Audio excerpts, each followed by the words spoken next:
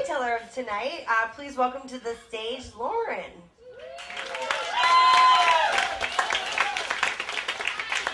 Holy cow. So in August 2007, which is a little less than 2 years ago, I took a show as a director to the International Fringe Festival in Edinburgh. In New York, I mainly worked as a performer, a writer, a PhD student in theater studies. But I did that because my friend had written the show and she'd asked me to direct it, so I did. We were close to the end of the run and we decided to go to this dingy dog bar on the outskirts of Edinburgh, and we decided to try to win the best karaoke performance prize of the night.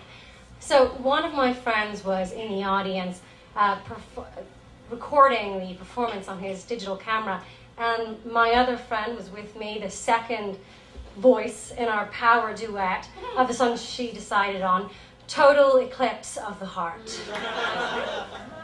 I don't remember stopping the song. I don't remember the fall. After the 11-hour surgeries, the doctors explained what had happened. An undetected brain aneurysm had ruptured on stage. It had collapsed me to the bar floor and had warranted the emergency surgery. The doctor said I was lucky. 50% of people who have this type of injury, a ruptured aneurysm, die instantly. And 50% of those people, those survivors, die in the next 3 subsequent days. In the middle of all that, the doctors also said I had aphasia, which didn't mean anything to me at the time.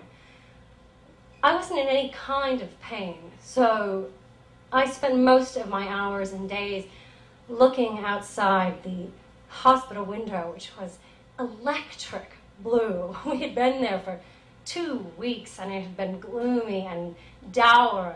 And then suddenly it was this majestic, outstanding blue. I just couldn't remove my head, my eyes from it.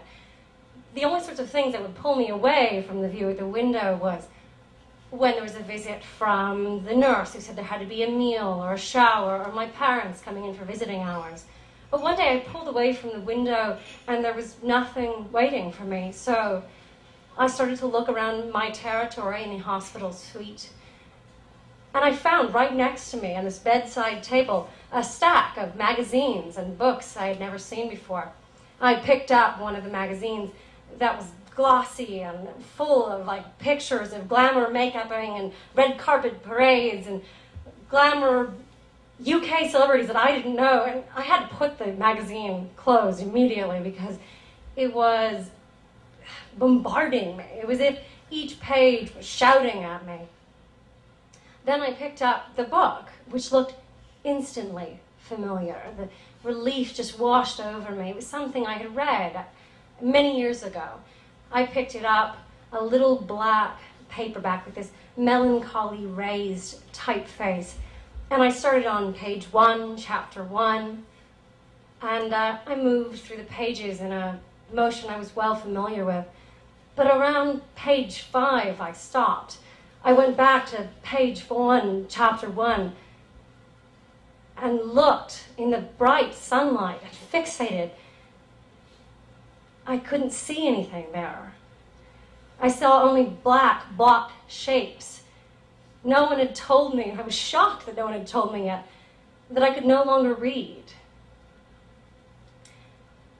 I'm going to stop for 1 second because I know there is something that is slightly contradictory here. I said that I couldn't read, so how could I see that this was an Agatha Christie book? How could I read the word Agatha, the word Christie?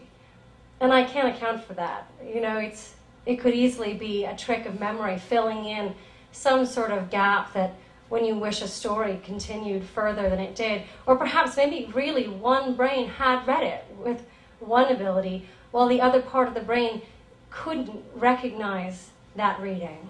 And I don't know how to know. I don't know how to remember.